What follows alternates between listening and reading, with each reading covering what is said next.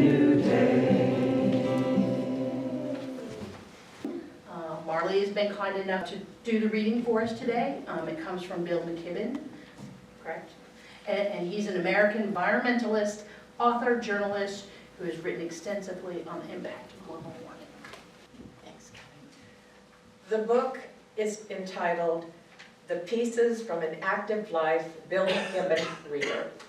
And the chapter from which I read is called A Last Best Chance for Baby Boomers, written in 2006. It would be entirely fitting if the angry troublemakers came from the ranks of those of us who are older. For one thing, we're the ones who caused the problem. If someone has to sit down on the tracks of the coal train and get arrested, it should be grandparents who've been pouring carbon into the atmosphere for half a century. In addition, many of us aren't as good at the details of the problem as the college kids.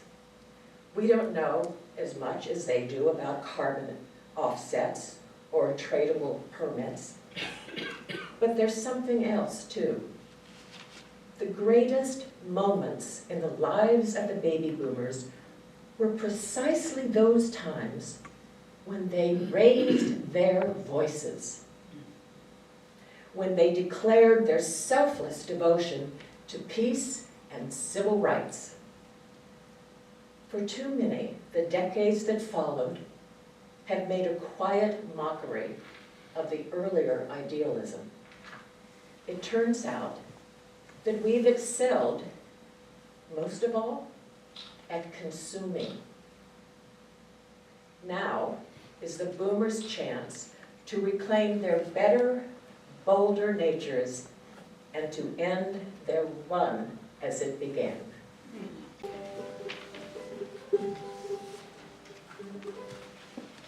Lawrence MacDonald is a writer, a policy communications expert, and a boomer climate activist. After graduating from the University of California at Santa Barbara, he studied Chinese in Taiwan and worked as a journalist for 15 years in Hong Kong, Beijing, Seoul, and Manila, returning to the United States in the early 1990s. He worked as a communications officer at the World Bank and as vice president to communication at two DC-based think tanks, the Center for Global Development and the World Resources Institute. During this time, he became increasingly active in the U.S. climate movement, being arrested 3 times for civil disobedience actions to draw attention to the climate emergency. He and his wife live in Arlington, Virginia. They have 2 grown children who are also very active in the climate movement. I first heard him speak at an Elders Climate Action Zoom meeting where he shared his journey to becoming a passionate climate activist and shared his book that's packed with practical advice to invite baby boomers to join this glowing global movement to save the planet. It's titled, Am I Too Old to Save the Planet? I hope I didn't steal any of your thunder, but here is Lawrence.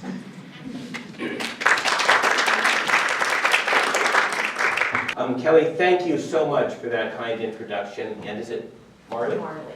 Marley, you read that so beautifully, and actually I don't have to do any work now. Because, Bill McKibben's essay greatly inspired me, and it's really the theme of my book, Am I Too Old to Save the Planet?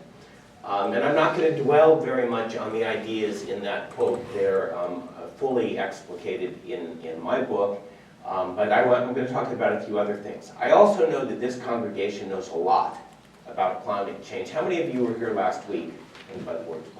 And you came back again. It's like, I am going to talk about how serious the problem is, and that can be sobering, but I'm really going to focus on what we can do about it. And I think I can safely say most people in this room, like me, are baby boomers. A few of us might be boomer adjacent, a little bit ahead or a little bit behind the boomers, but the boomers obviously have had a very important impact on American politics and culture, and we still have a huge amount of power. One index of generational power found that the boomers are still the most powerful generation in the country. There's 70 million of us. We hold about 70% of the country's wealth. And because our careers are behind us, we can sometimes afford to take risks that for younger people are more difficult. How many people here are worried about climate change? Great. Is there anybody here who worked now or in the past professionally on climate change in any kind of capacity? Advocacy? Nobody. Is there anybody here who's currently, who has made lifestyle or consumption choices to reduce their emissions? Quite a few people. Is there anybody who volunteers with a climate organization and gives of your time? So that's the needle that I'm hoping to move. And I want to say something about these personal choices. I've done those things. I arrived here in an EV. I've got solar on my roof. I've stopped eating meat. I fly less than I would otherwise. I haven't given it up entirely. But the idea that we can address this problem by reducing our personal carbon footprint was invented by British Petroleum. The carbon footprint was invented by BP for a very good reason, because they want us all to individually feel guilty and to think we can solve this problem by altering our consumption choices. We can't. If you haven't got EV yet, you've not put rooftop on your solar, you can still get out there and lie down on the railroad tracks. I belong to actually Virginia's largest Jewish congregation. I have a friend there, very, very progressive, and one day she said to me as we were leaving the synagogue, she said, you know, I'd like to be a climate activist, but I can't because I'm still driving a gasoline car. She said, Stephanie, that's exactly what they want you to think. That's not true. We're not going to solve this through personal action. We're going to solve it through collective action. And here I'm going to jump just a little bit, because faith-based advocacy can be incredibly powerful. And my book is a guide, so I go through the science, I go through the power of the boomers, but the main part of the book is what are we going to do about it, and I argue that we need to work together, and that those of us who belong to religious organizations have a built-in advantage. We're already organized. And when we go to policymakers and ask them to do things, one of my friends who advocates on Capitol Hill says when religious folks show up, they come in through a different door. It's different than the corporate lobbyists. It's different than the secular green NGOs, because they understand that we are acting from a moral call to action. So each of my chapters has a question, and then it's got the short answer. So the chapter on religion is called What's Faith Got to Do with It? And the answer is all religious traditions require we protect the planet and care for the poor. Top faith leaders are urging action. Faith-based climate advocacy can be a source of power. When religious groups demand action, politicians listen. So in a little bit, I'm going to say something about the upcoming UU Climate Revival. It was actually in the bulletin that announced my little talk today. Did anybody see that announcement or has heard of the Climate Revival? Just a handful of people. And they are asking UU congregations to help shape the UU position on climate and what you're going to do. And I would hope that this congregation, being very highly concerned and very highly educated about this, would participate and maybe urge the UU movement to go further than it would have otherwise. We are really in an emergency, and halfway measures, lifestyle changes are not going to do that. Who thinks it's been getting hotter here in Northern Neck? You're right. It has been getting hotter all over the world, and maybe you noticed just last week, the Washington Post reported that global temperatures hit the highest levels ever recorded on Monday, breaking the record set on Sunday. So climate scientists have been warning for a long time that we are at the brink of runaway climate change. We are actually experiencing runaway climate change now. The records on Sunday and Monday came on top of 13 straight months of unprecedented temperatures. That is the hottest January, February, March, April, May ever recorded. And we know from the ice core evidence, we've only been recording global temperatures for about 40 years, but we know from the ice core evidence that these are actually the hottest the Earth has ever been for at least 175,000 years. Now, this group is very well educated. You know that human civilization has only been around for maybe 8,000 years. So the mild climate that humans were able to create civilization in is gone. We're now in for a much more disruptive climate. And the rate at which it is disrupted is going to be determined by how quickly we can end the fossil fuel era. I want to say that again, how quickly we can end the fossil fuel era. There should be, scientists have been saying for a dozen years, there should be no new fossil fuel infrastructure. Has anybody ever heard that on NPR or MSNBC or in the New York Times? Occasionally the New York Times will run a story and say that, or the Washington Post. But mostly what they do, the Washington Post runs these big full-page ads about how wonderful their climate coverage is they report on climate impacts, they report that it's human-caused, and they think they've done their job.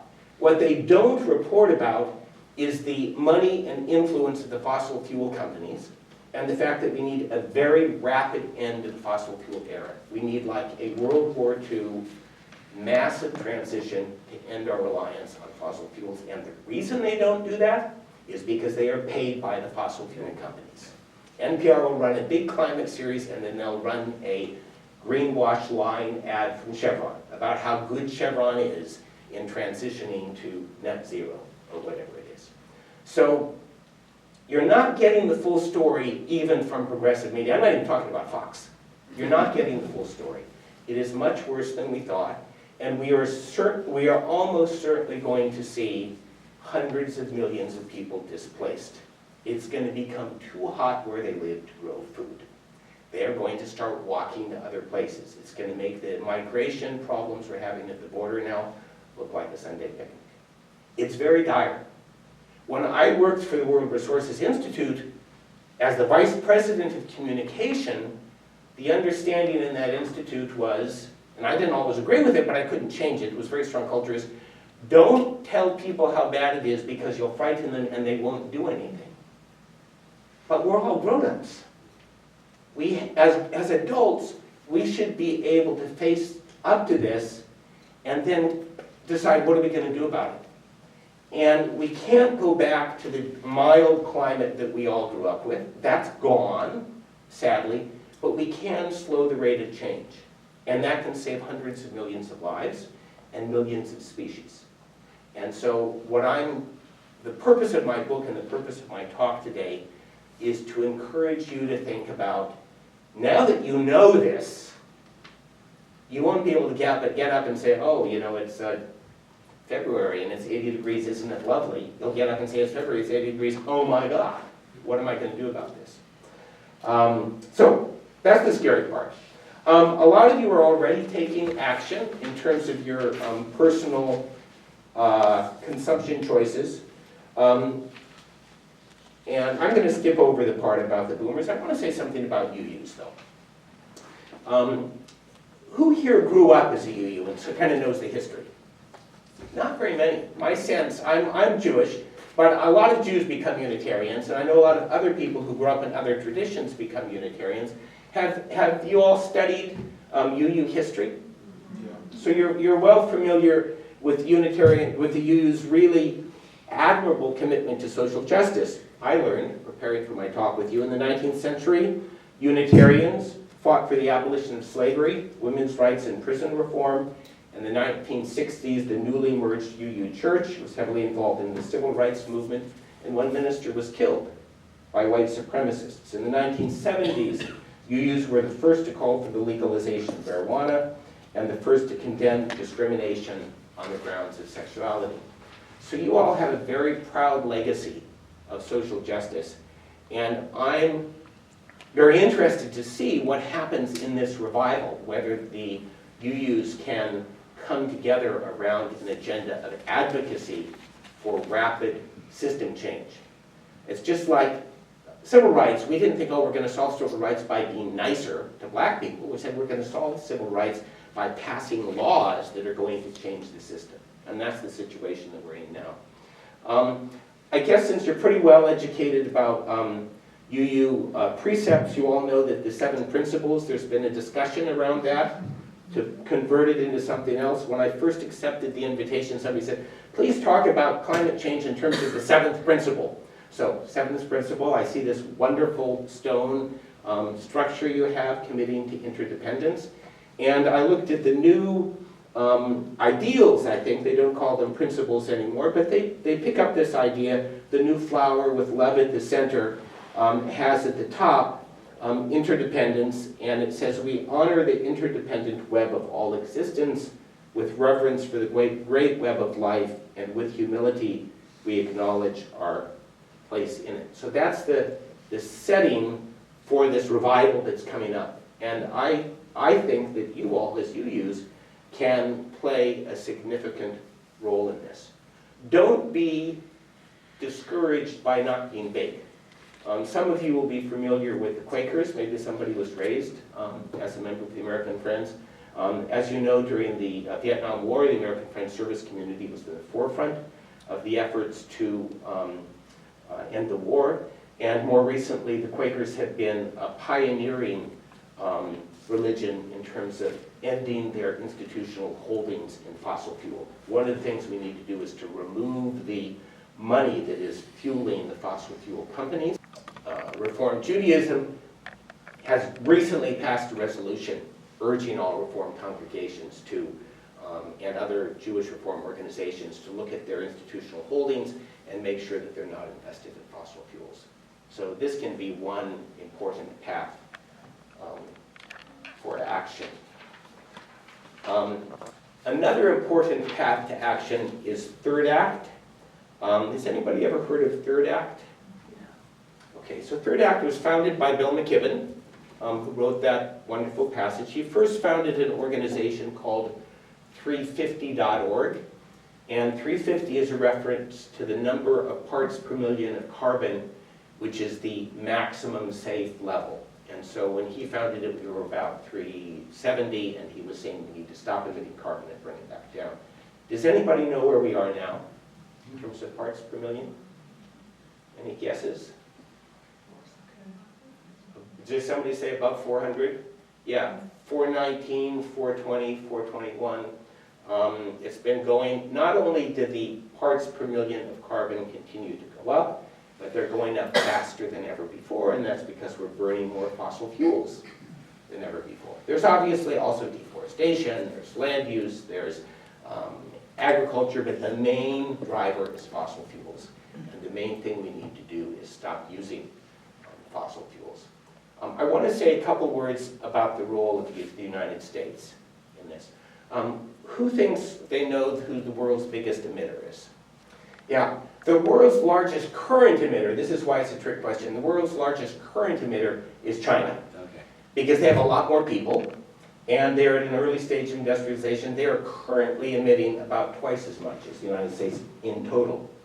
But if we look at per capita emissions, the United States is still the largest, and per capita is a reasonable measure to use because some nations are small and some nations are big. So the total emissions per country doesn't tell us much. It tells us about the size of the country.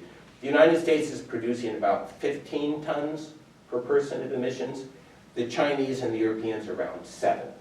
So we're about 3 times more per person. And a lot of that has to do with our lack of investment in proper transportation infrastructure and our reliance on cars. And one of the reasons it's good to shift to an EV if you can, because we don't have trains.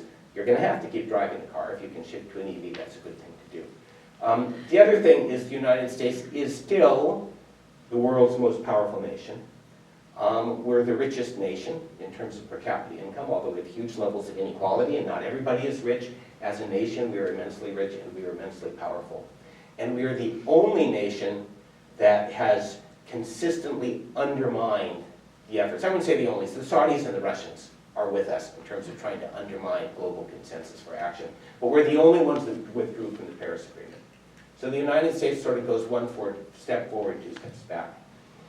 That brings me to, well, I'm going to talk a little bit more about Third Act and then the final thing we could do, and then I'll open the questions. So Third Act has volunteers all around the country. We have chapters that we call working groups, and we have quite an active one here in Virginia. I'll have a sign-up sheet outside. If you want to invest your energy in the UU effort, by all means do that. If you've got extra time, or you prefer to invest in Third Act, I really hope you'll sign up, and I hope to see you in virtual meetings and maybe in person. The Virginia Third Act working group, most of us are in Northern Virginia. We work very closely with DC and Maryland, and in March of 23, some of you might have seen some of the coverage. Has anybody heard the phrase rocking chair rebellion? So we organized the Rocking Chair Rebellion. We had about 300 elders, and we had vigils in front of the 4 big banks that fund fossil fuels: Chase, Bank of America, Citibank, and Wells Fargo. And we cut up our credit cards, and we had puppets and dancing and songs, and we blockaded the entrance with the rocking chair. And then on the second day, some of us went into the bank and refused to leave and were arrested. Actually, I need to update my bio. I've now been arrested 5 times, not 3. But the rocking chair rebellion has become a bit of a meme, and so recently young people organized something called Summer of Heat, blocking the entrances to Citibank in New York City. And there was an Elders Day as part of that kickoff, and we brought about 60 rocking chairs, and we blocked the bank. We had the largest number of elders ever arrested in the civil disobedience action. There were 60 people over 60 arrested that day in New York. I was one of those people. Civil disobedience is a dramatic way to show that we're demanding change. It's mostly, you pay a fine and you're released. You're in jail for a little while. But we don't have very many ways to signal just how dangerous it is. There's a woman named Margaret Klein Solomon, who is a psychologist. She's written a book called Confronting the Climate Emergency, and she tells a wonderful story that, if we were all sitting here and it started to smell a little smoky, probably we wouldn't do anything. And as the smoke got more, we might still not do anything because it's like rude, Lawrence is speaking, we don't want to interrupt things.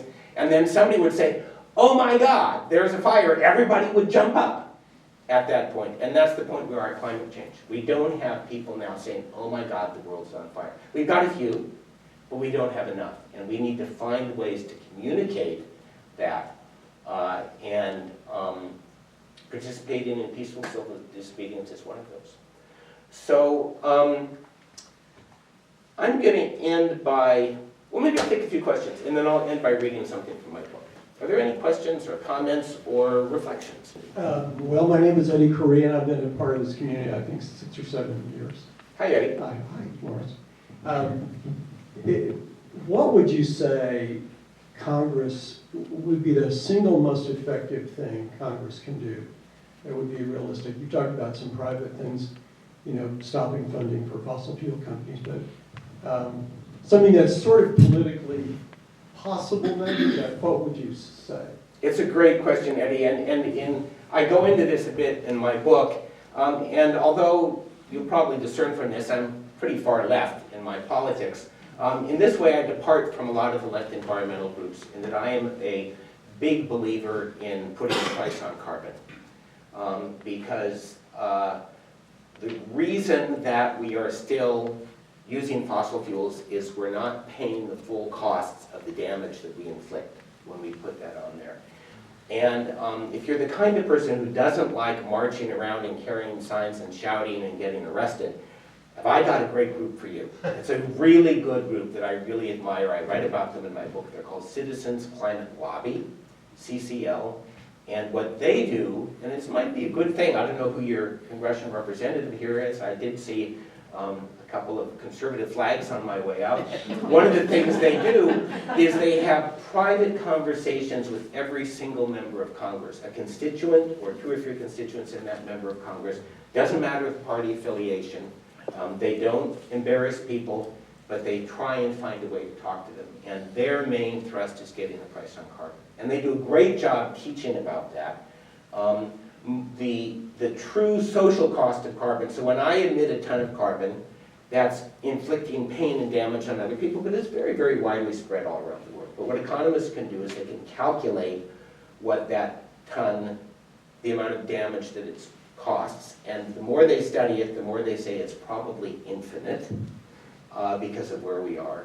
But $40 a ton would be more than enough to shift the balance, because renewables have become so cheap. So what we need to do is make fossil fuels more expensive. And $40 a ton converts into about a penny per gallon for gas. Now, obviously, it's politically difficult to talk about, raising gas taxes. But 40 cents a gallon, those of you who drive know that we experience that kind of change all the time. Something happens, the gas price goes up. For a while, it's $4, then it comes down, then it's $3. We've experienced this many times, so it's not socially disruptive, especially if you bring it in and say we're going to start at, $10 a ton, which would be only 10 cents. Most of us wouldn't even notice that. And we're going to raise it by $10 a ton per year. So I think that's a great policy. If I had one choice, I would do that. The other thing we need to do, though, is to hold the oil companies accountable for their lies. And there is some of the major congressional leaders in the Democratic Party have held hearings on this. They knew as early as the 1950s. They had the best information about this. They hid it. They lied. They funded climate disinformation. I'm not generally an angry person, but when I think about those people, they are people who would throw their own children into the furnace to have higher quarterly earnings.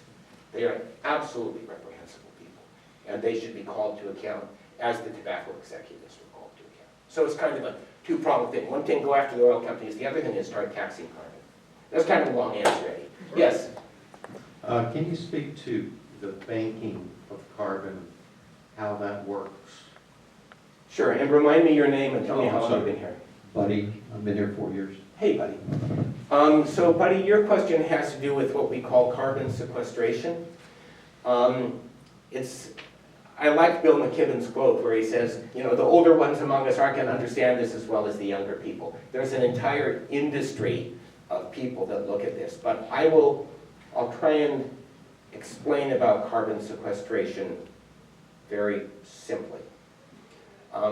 That is, you can sequester carbon in a large number of ways. You can grow trees, you absorb carbon. You can harvest seaweed and sink it to the bottom of the ocean. That would sequester carbon. You can fertilize the ocean and cause more algae to bloom. That would, in theory, sequester more carbon. You can change soil practices. There's been a big industry in what are called carbon offsets. So companies have said, we will have net zero emissions by 2030, and we're going to eliminate carbon from our business. That is, we're going to adopt renewable energy, we're going to do other things, but there's a piece we can't get rid of, and we're going to buy offsets. We're going to pay somebody else to sequester that carbon. That's very controversial, because oftentimes those things don't work or can't be easily verified.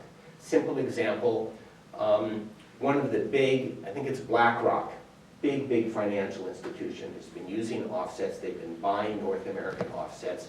Recent study found that they have been claiming to have protected trees that would never have been cut anyway.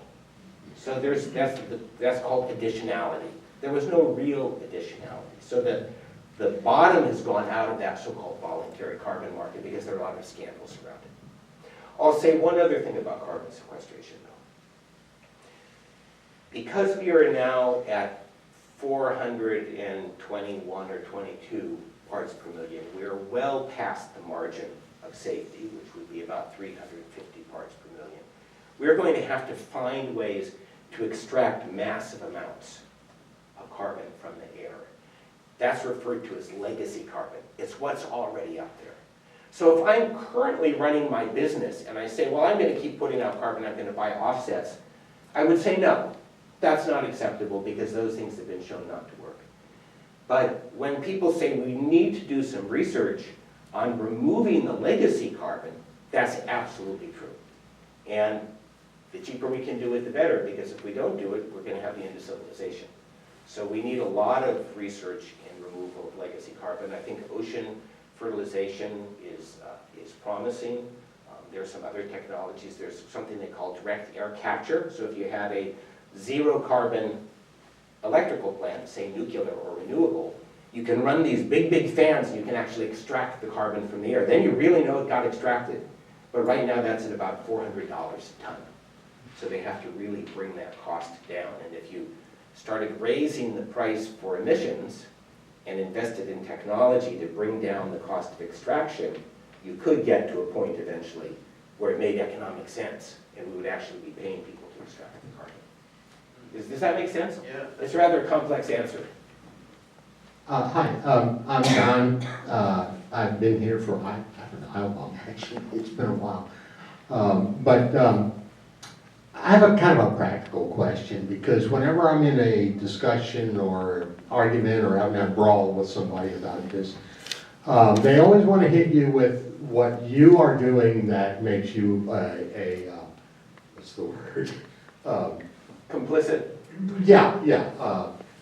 And I'd like to find some kind of practical answer to that, because it can really, well, it can stop me in my tracks sometimes, because, yeah, I do things that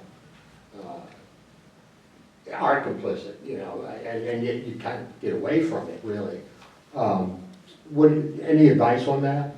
Certainly, and I didn't hear your name.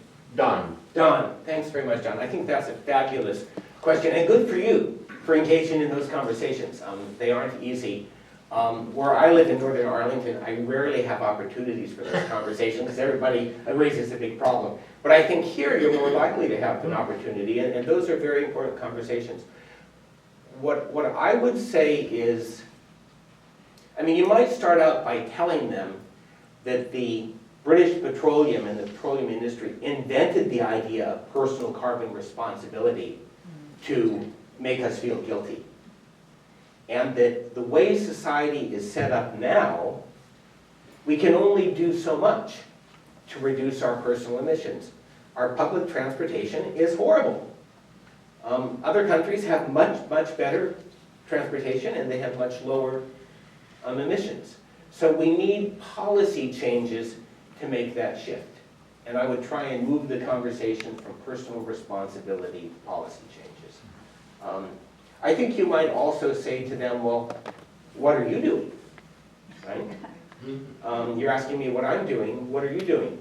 I think it's very unfair and kind of silly, frankly, when climate activists will go to a big climate conference to urge leaders to move more quickly, and then people say, well, they all got there on airplanes. It's like, well, how do you think they're going to get there, right?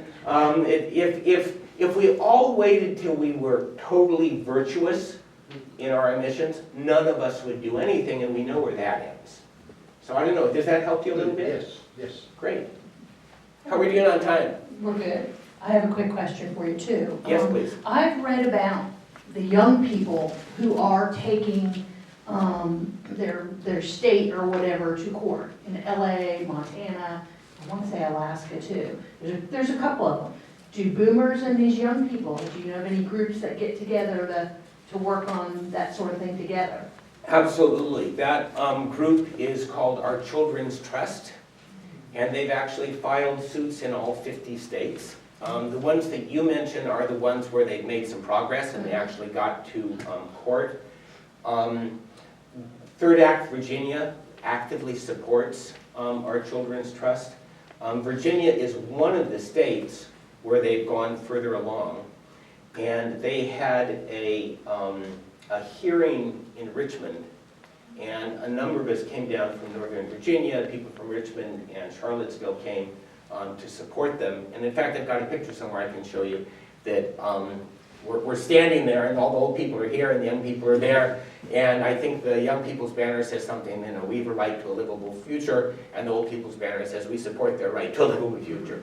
So I think that older people stand, and then later they had a rally outside the White House because the Biden administration, which has generally been pretty good on climate, has fought these lawsuits tooth and nail, and that's really unfortunate, so they had a rally against that, and again, a lot of members of the Third Act showed up to support them. So if you are interested in supporting those groups, you can do it individually. They can always use more money, they can use people to show up. You can also if you join Third Act Virginia, then we will send out alerts when there's an opportunity to show up and support them. There's a great documentary about the kids that have brought the federal suit.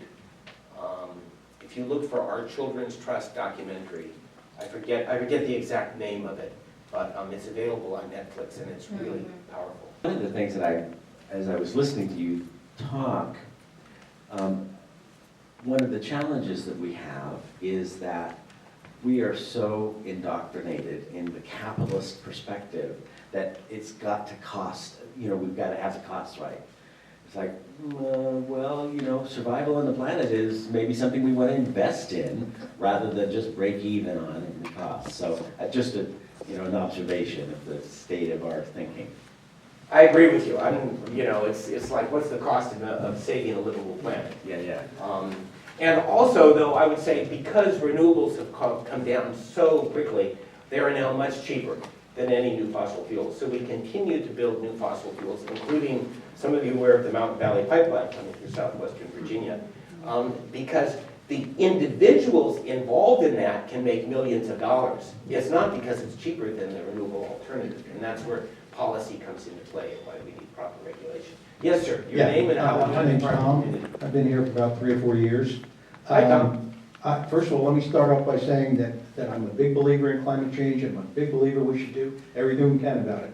Bud Ward's a good friend of mine. We drink coffee together all the time. I'm fully on board. Having said that, there's a socioeconomic dimension to this whole issue, okay? Those of us who are comfortable, it's easy to make some sacrifices. It's easy to cut back in this and that. But when your job and your livelihood is tied to that kind of industry or what have you, and you've got to feed your family, that's the most important thing. And you can't worry about what the climate's going to be like in 10 years or 15, because you're worried about, them getting enough food today. I don't know how you address that, because I think that's our #1 problem in politics today in America, is that you have this whole group that is going to oppose anything like that because they see some pointy-headed intellectual is telling them what's going to be good for them. They don't want that.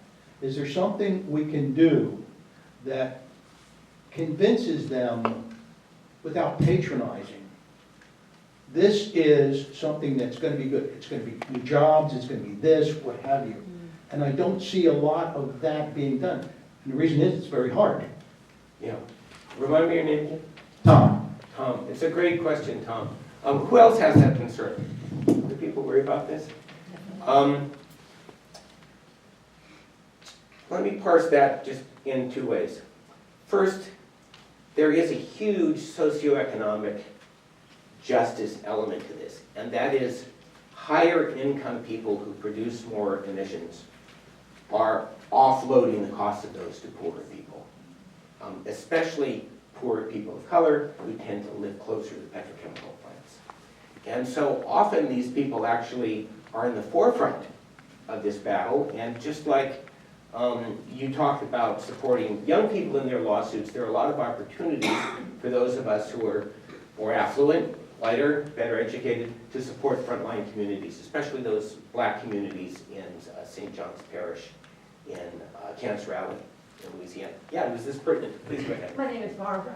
Yeah, Barbara. Because we're a capitalist economy, there's an opportunity to develop the technology. The EV cars have come out, which would help. And when people in the business industry see it's to their advantage, I think that will come. That makes a difference. And you can see that they're able to bring the cost down to renewable energy that is more cost effective, but doesn't have the pollution that The market will get us there, but it won't get us there in time. You don't think so? No, it's not going to get us there in time. Okay. And that's why Tom's question, which is a political question, Yeah. is very important. And so I wanted to come back to say, overall climate change is a justice issue because rich people are hurting poor people, especially poor people in the developing world. Yeah. And so that should be our starting point in looking at this. There are some communities in the United States that are quite fossil fuel dependent, And I think, although you may not have seen it, I think there's been a lot of that in Biden's, which was originally first called the Green New Deal, then it was called Build Back Better, and eventually it passed as the Inflation Reduction Act. And you notice that the Inflation Reduction Act, there's a lot of targeted investment in green industries in fossil fuel dependent communities. And I think that's a very smart piece of policy. And within the left, you hear a lot about just transition. When they use the phrase just transition, what they're talking about is don't hurt or punish the workers in the fossil fuel industry, who after all are just trying to make a living. So, and I think there are ways, for example, in West Virginia, they have decimated their mountain ranges through mountaintop removal coal. They now have some quite good wind and solar sites in those places that they blew up. And so investment in those places to put in wind or solar can create more ongoing employment than the coal removal did. But I'll say one other thing about this, Tom, and that is the number of people who were adversely affected by the transition is quite small.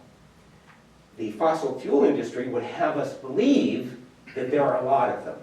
So we can actually help them through some particular, job retraining and investment in those communities. But the idea that if we transition to a low carbon economy, that we're going to have mass unemployment is just frankly wrong. There are now many more people working in the solar industry than there are in the coal industry, for example. That stuff needs to be publicized. There needs to be a campaign, an information campaign that shows that to that, to the blue collar workers. Because it's not just the workers in the, the oil field that are impacted. It's all of the spill down to the plastics and everything else that and blue collar, what was good for my neighbor over here is also good for me, so I'm gonna go with him, You could be a very effective person to deliver that message. Can I ask what you do for a living or what you did? Well, right now I'm retired. I was colonel in the Marine Corps for 25 years, and then I worked as a defense contractor, So you got a lot more street cred than I do. I'm an inside the beltway, lefty Jew. You're a former Marine and a defense contractor. So you're the person Not a former, a Marine. A Marine, excuse me. I stand corrected, sir. When I was doing the research for my book, I talked to a guy who spent his life in the fossil fuel industry, but later also in large utility scale renewables in Salt Lake City, who works as a volunteer with Citizens Climate Lobby, and he really understands the energy industry. And he goes around and he's got his data and he talks to people. And he utilizes his background because he can be an effective person. And I would suggest that if you say, we should spread the story, you can be part of that solution. How am I doing on time? Should we wrap up? We did. Okay, let me wrap up. Can I sing my song? Sure. Okay. I'm going to sing the song and I'm going to then close with a very short reading. The tide is rising, and so are we. The tide is rising, and so are we. The tide is rising, and so are we. This is where we are called to be. This is where we are called to be. The earth is holy. The earth is holy, and so are we. The earth is holy, and so are we. The earth is holy, and so are we. This is where we are called to be. This is where we are called to be. Last verse, the storm is raging. The storm is raging, and so are we. The storm is raging, and so are we. The storm is raging, and so are we. This is where we are called to be. This is where we are called to be. Thank you so much. I'm going to close with just one paragraph. No matter what your current skills are, there is a way to use them to support climate justice, Helger says. Do what you are good at. If you can't do the work, care for the people who can. Her advice reminds me of two ancient Jewish teachings that are highly relevant to the situation we face today. The first states, "You are not obliged to complete the work, but neither are you free to desist from it." The second asks the question, if not now, when? Thank you very much. If you'd like a copy of the book, I'll get it.